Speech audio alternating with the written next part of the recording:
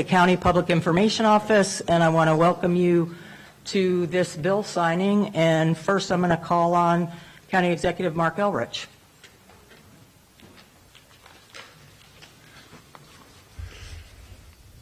So this is great to be here and not great to be here. I don't think any of us want to be in the situation we're in right now, but we are. And I keep saying to people I talk to that every day is like waiting for another shoe to drop. This morning's shoe was that greenhouse gases have no effects on human health, and so they're removing any of the protections for greenhouse gases. So if you live next to a power plant or, across the street from a refinery, then you have clusters of illness. Look for other causes because apparently it's not there. That's what we're dealing with. On this issue, I want to thank Council Vice President Will Chwanda for introducing this bill, and the co-sponsors, Council President Stewart, Council Members Friedson, Ming, Sales, and Balcom for your support and moving this forward unanimously. I'm pleased to sign expedited Bill 1025 today because it reflects what we all agree, that our federal workers matter.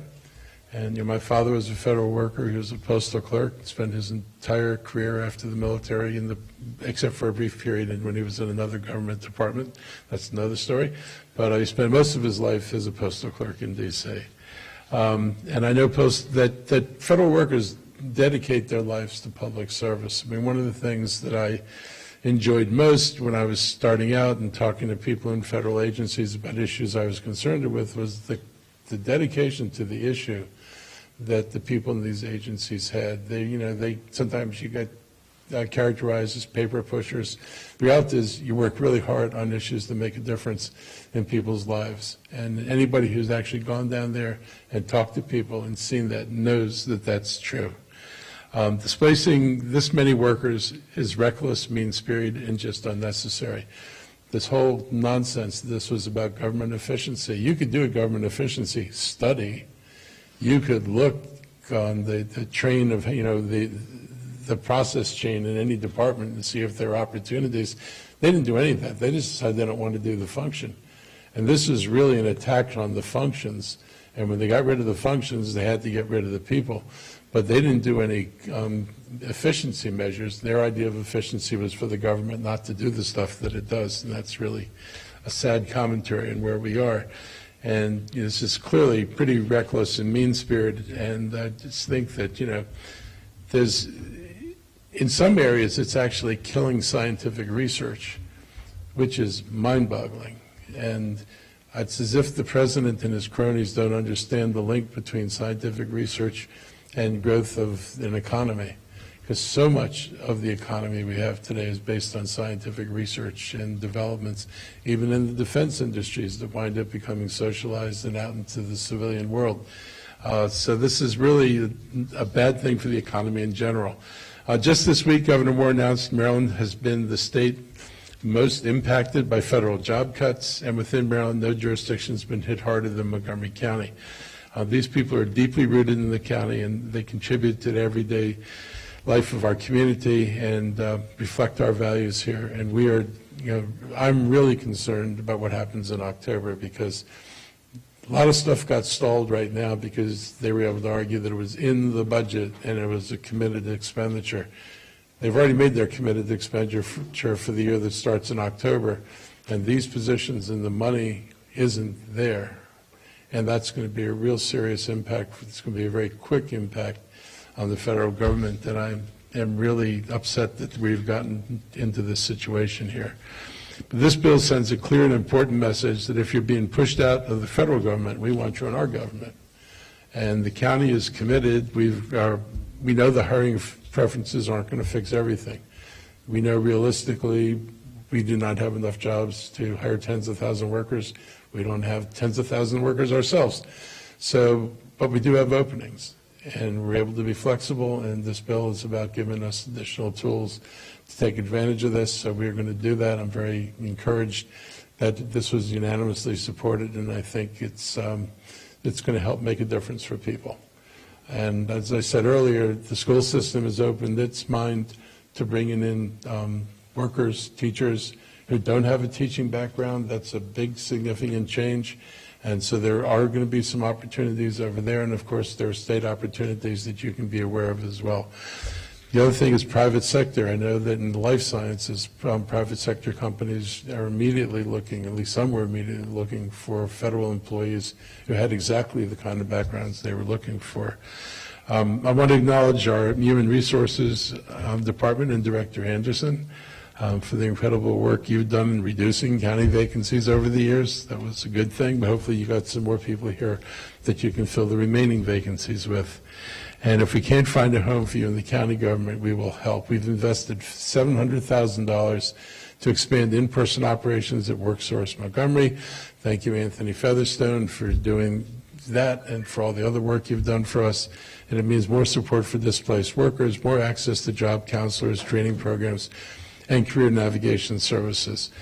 We also launched Mobilize Montgomery back in March, our coalition with the Montgomery County Economic Development Corporation and the Chambers of Commerce, and our community partners to make sure that people who are affected by these cuts have a place to turn. So far, more than 800 people have signed up for help, and we're reaching more every day. And this is what it looks like when we act with urgency. We have taken this seriously. We are trying to get on the ground as quickly as we can and give you the opportunities that we hope some of you are going to be able to take advantage of. We're committed to taking care of our neighbors, and we're going to keep doing it. We're not going to join in the attacks on the federal workforce. We're going to continue to defend the purpose and the work that people did. And these are attacks on people. It's an attack on their livelihoods, it's an attack on families, and on the stability of the county. I look forward to signing this bill. And I look forward mostly to starting to hear reports of some of you starting to get jobs in the county, whether it's in our system or the school system or anybody else that's tied to us. Anything we can do to help, we're here to help. Thank you for all the service you've done up to this point, and we're sure we can find useful things for you to do in a place where you're appreciated. Thank you.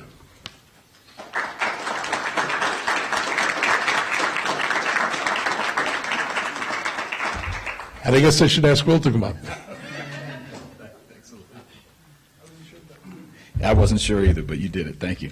I'm Will Jawando. I'm the Vice President of the County Council this year and the sponsor of this bill. It's really, really bittersweet to be here, as was mentioned. But I am glad that we are stepping forward. I'm so glad to be in Montgomery County, where we value fairness, we value federal workers, we value public service. And in the midst of all that's going on, the daily barrage of bad stories, this is a bright spot. I want to thank my colleagues on the council who are here, Councilmember Balcom and Glass and Friedson and Council President Stewart, Councilmember Sales, and all of the members of the council who unanimously passed this bill earlier this week. Their support demonstrates our larger county support and our commitment to stepping up and protecting our neighbors during a tumultuous time in our history. I want to thank very much County Executive Elrich and his team for their advocacy and help in getting this bill across the finish line. Your partnership has been invaluable to helping get this product done. And a special shout out to Tracy Anderson and the Office of Human Resources for their very practical and kind and patient help as we were working to get this done, and Dr. Lolita Whedon and Samuel Freshour as well. Thank you all for all the work. I want to thank Anthony Featherstone, who you'll hear from in a moment, the team at WorkSource Montgomery, who've worked tirelessly to find resources and opportunities for all of the displaced fired federal workers and contractors and others who are just dealing with a very difficult job market right now. And you're going to hear from, but I want to recognize him, AFGE National Vice President Otis Johnson Jr. And the entire AFGE team for their tireless advocacy. They have been unwavering in their support of federal employees, civil servants, especially during these times when you get court cases and they're going back to the court and all the things they've done. It exemplifies the best of organized labor. I want to give a heartfelt thanks to the federal workers who are here, but also who may see this message. Thank you for your service. You have gone through a lot. We're going to hear from one of our former federal workers today, who's also a council member in the city of Rockville, Zola Shaw, who was one of many who received a letter, didn't get a date, then had to wait for a court case, and then finally find out they were being fired. Not only are they heartless enough to fire folks who should be working, they're not even organized enough to do it well. And it just shows it's not about efficiency, it's about being heartless and cruel and not caring about the important work that these folks are doing. So for all that back and forth, thank you for what you've done.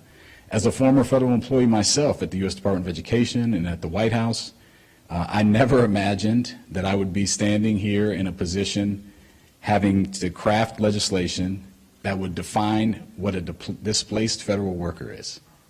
The fact that we're in that moment is pretty insane. The most secure of secure jobs, people who are, like some in this room, who are trying to cure cancer, who are funding all sorts of initiatives in education and healthcare. Several of us were at NIH earlier this week with the folks that signed the Bethesda Declaration saying we are pushing back against this anti-science, anti-health agenda. I mentioned at that event, my father passed away from cancer in 2017. My mother-in-law just recovered from breast cancer. The fact that we would be firing cancer researchers when it's the top killer of Americans at this time just shows you how asinine this approach is. But in Montgomery County, we're doing something different. We are saying with this bill and with the other actions we've taken, we're going to protect and honor the legacy and the talent and the contributions of hardworking federal workers, the over 70,000 who call Montgomery County home, many more contractors. Unfortunately, we've already lost more than 4,000 that have been affected by these federal layoffs here in Montgomery County alone, and others across the state and region. And as I mentioned, we have several in the audience here today. Having had the privilege of working along some of these public servants for several years, I know firsthand the level of passion, commitment, expertise that they bring to their work each and every day. So if Trump and his cronies don't want you, we want you here in Montgomery County. As the county executive mentioned, there are jobs available. It's on a rotating basis. There's also jobs in MCPS, in our public safety department, in our health department, across the government, and in our private sector. We want to take advantage of your skills and your desire to serve the public here in Montgomery County. This sends a loud message. In Montgomery County, you're not disposable. You are not something that just tossed away. In fact, we value your skills. We value your dedication. And we're going to fight to make sure that those talents aren't wasted. And this legislation, frankly, comes at a critical time. We just heard earlier this week that the courts have made it easier to fire more than 40% of the U.S. Department of Education where I used to work and at other agencies. So we know this problem is not going to get better, it's going to get worse. So we needed to take this step, and I'm so happy that we did.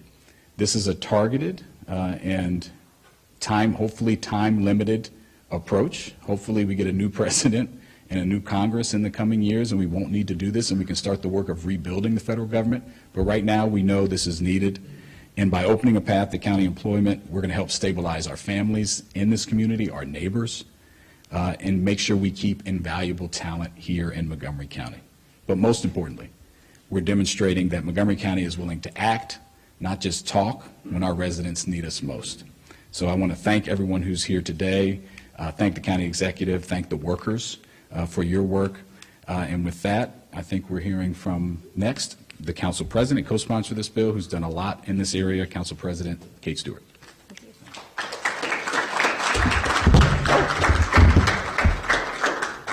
Thank you, everyone. I'm glad to be here today with all of you. And, particularly to the federal workers, thank you for being here. Thank you for showing up, for coming out, for continuing to raise your voices, because we still need you. We needed you before, and we need you now. And I hope that the message that you take from today, from the passage of this bill, along with other work we're doing, is that here in Montgomery County, you will always be welcome, always be supported, and we are here to have your back, because you have had ours for so long. So thank you. I'm glad to be here with my colleagues to work on, and having worked on this bill, and thank you to Council Vice President Jawando for moving it forward so that we can continue to do our work here in Montgomery County, regardless of the cruel and irresponsible actions that are taking place in the White House and in Congress right now. And I do want to say thank you to Director Anderson and our Human Resources Department for all of her work looking to help find jobs and move this forward here in Montgomery County. And I want to remind folks that we are doing this work day in and day out on behalf of our residents. In addition to this bill, we've been doing a series of webinars called United in Service and Support. We've had about 12 webinars hosted by individual council members. We had actually kicked this off last December when we did a job fair, or actually it was more than a job fair, a resource fair for residents here in the executive office building, bringing people together as we knew what was going to hit us come January. But I think we didn't know exactly how hard this was going to be. We knew it was going to be bad, but we didn't know how cruel it was going to be. And so part of this is making sure, and the reason we do these webinars and we come together and we pass legislation like this, is to make sure we have the policies in place and programs in place to support people and provide the resources you need. But the other really important piece of this is also the part about caring and expressing our support for you all. Because we know that no matter how many times we talk about how to apply for unemployment benefits or health care benefits or other things we have, this has taken a toll on you all and our entire community. And we want to make sure that we are saying loud and clear that here in Montgomery County, we support you and we're here for you. And I think the other speakers you will hear from today, you will see that across our community. Not just our county government, but our nonprofits who are working on at WorkSource Montgomery, in our unions, our elected officials, not just at the county level, but at the city level. Because we want to be here, and we will be here for each and every one of you. So thank you, and I think I get to turn it over to Director Anderson now.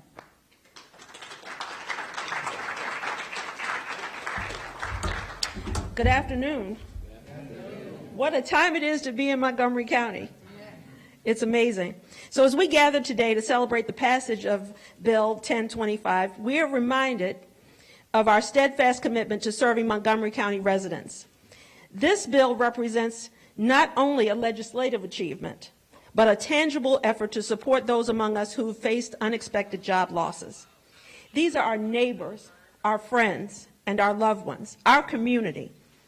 The Displaced Federal Worker Program is an additional resource aimed at supporting our residents in their career endeavors. It provides a connection to county employment opportunities and complements the very strong network of services currently available, including those provided by WorkSource Montgomery, the job seeker training and resources provided by our own Human Resources Office, as well as the career fairs that we host and attend, and the programs supported by Montgomery County Public Libraries, including resume writing, interview preparation, and opportunities to meet one-on-one with a career counselor. My sincerest gratitude to Council Vice President Will Jawando, who heard our concerns and helped us to get to a place where we can make some active change. And our thanks especially to County Executive Elrich for his leadership, and for Council President Stewart, who consistently supports OHR. And I have to take a point of personal privilege and just thank the team in Human Resources. I'm here in front of you, but we have 70, 80 people who work every day to bring new employees on, to advertise our jobs, and to really build a place where we can hopefully attract and retain strong and resilient workers. So we're here to serve, and I thank you for this time. And at this time, I'm handing off to Director Featherstone from WorkSource Montgomery.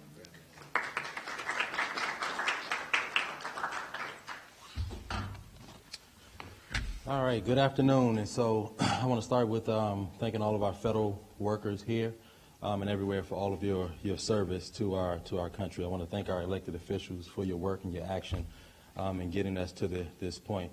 And also, thank you for the opportunity to share remarks today on behalf of WorkSource Montgomery and our local Workforce Development Board.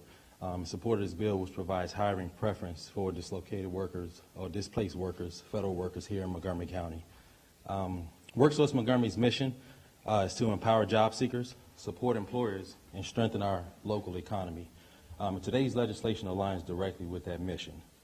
And with the reductions in the federal workforce, this legislation is both essential and timely for federal workers, their families, and our economy.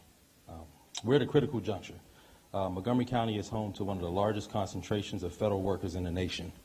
The growing threat of federal workforce reductions is creating anxiety among a highly skilled workforce, highly dedicated public servants who many have served over decades in service to our country.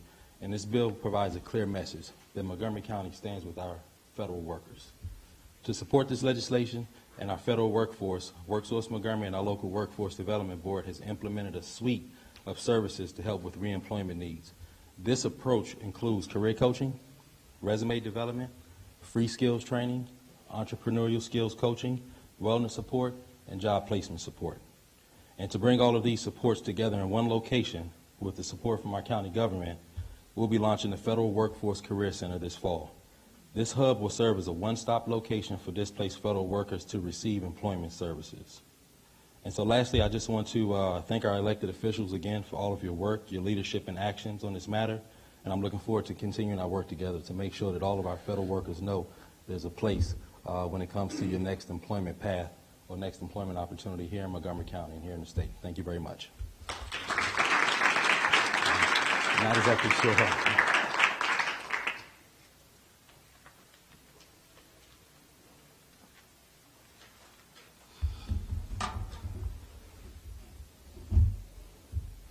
Good afternoon, everyone.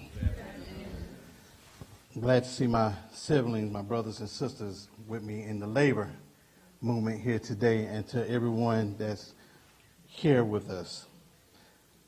I'm Otis Johnson, Jr. I'm the National Vice President of AFGE District 14, the American Federation of Government Employees.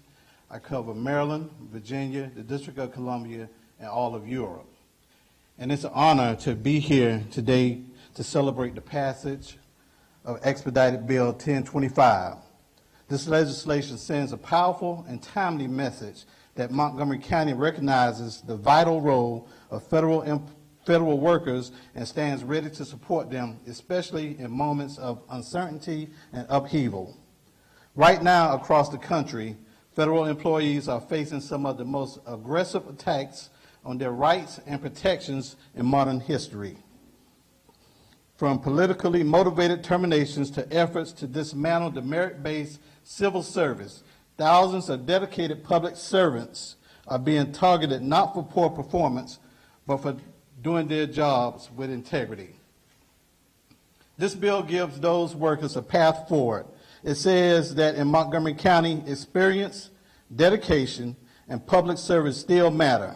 It gives displaced federal employees a fair shot at continuing their careers and continuing to serve their communities. AFGE represents over 750,000 federal and D.C. government workers, and we've heard firsthand about the fear and the uncertainty many are living with. But we've also seen courage, resilience, and solidarity, and today we see progress. On behalf of AFGE District 14 and our members across the DMV, I want to thank Council Vice President Will Jawando and the entire Montgomery County Council for their leadership.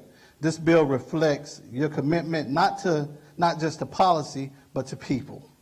We look forward to working and continuing to work with you to protect the workers, strengthen communities, and to ensure government works for everyone. Thank you.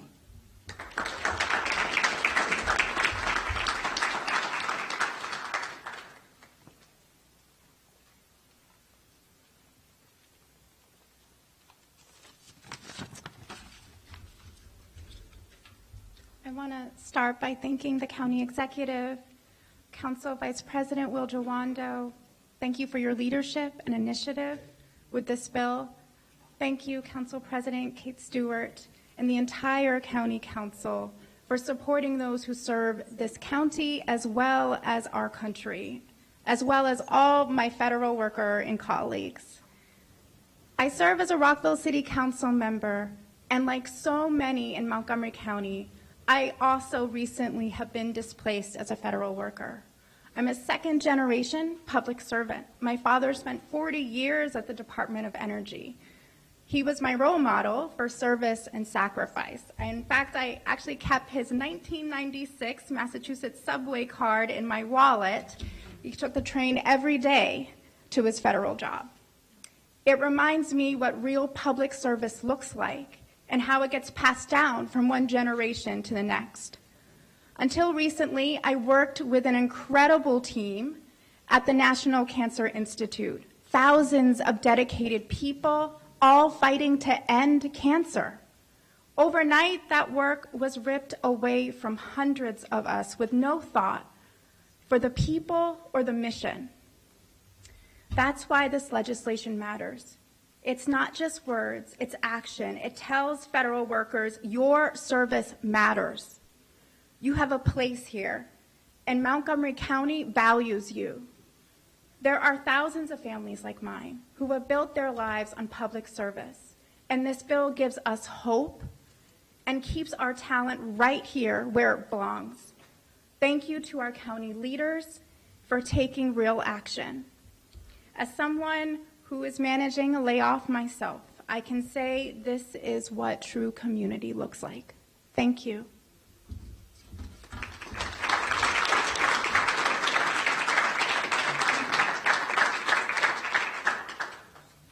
That concludes this part. We're going to go over and do the actual bill signing. And that was Rockville City Council Member Zola Shaw.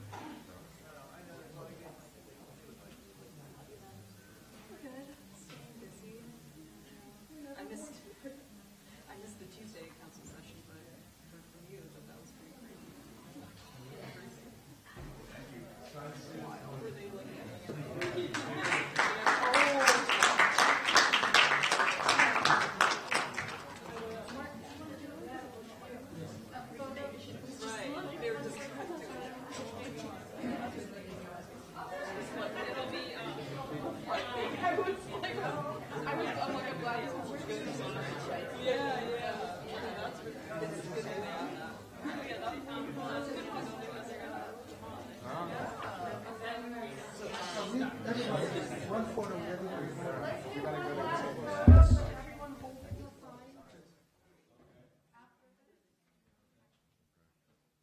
right, we're going to do one more picture.